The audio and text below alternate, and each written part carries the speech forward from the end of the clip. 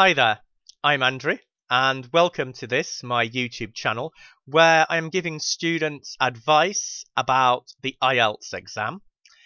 This particular episode is about the spoken IELTS exam, and we're going to look at fillers that you might want to use in part 2 of your speaking exam.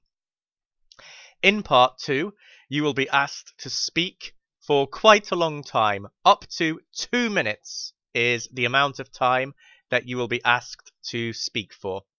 That's quite a long time, and during the course of speaking, you might possibly forget what you are going to say next, or you might need a little bit of time to try and remember an impressive word that you have forgotten.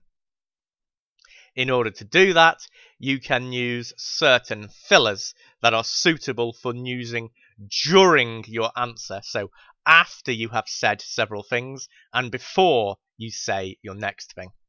Here we're going to look at how to do that. If you find this useful, please subscribe to this channel. The YouTube address to subscribe for is below this video, as is my contact information. So let's have a look at these fillers. First of all, when should you use the fillers? The answer, and I really do want to make this clear, is only if you get stuck and forget what you were going to say next, or if you need a few seconds to remember a word that you really want to use, perhaps because it's an impressive word, but it's just slipped your mind for a moment. In other words, you've just forgotten it for a moment. So, how should you use these fillers?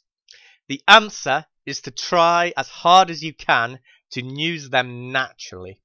Try not to make them sound mechanical, as though they're some kind of machine, as if you have remembered them. So, practice these fillers so that you are able to use them naturally if you need to do so in your exam, but only use them if you really need to do so, on the basis that using one of these fillers is a lot better than being silent, because the guarantee is that if you hesitate, if you're silent, that will create a bad impression in your exam. Okay, so here is the first English idiom that you can use, which means that you have forgotten what you were going to say. I've lost my train of thought. A second option. Sorry, I've completely lost my thread. This is thread, what you see on the screen, things that you use for sewing. Or, I seem to have lost track of what I was going to say.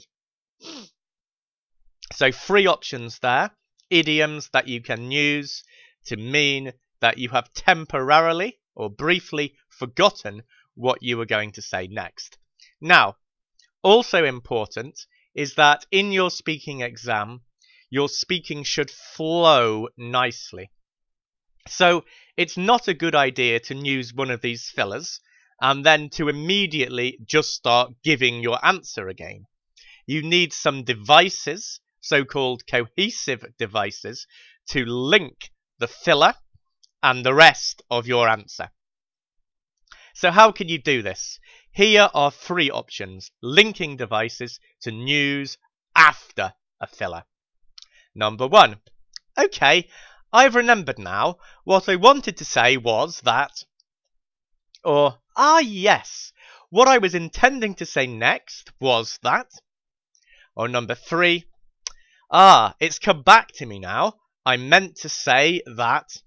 And in each case, you then give the rest of your answer. So I hope that this has proven useful.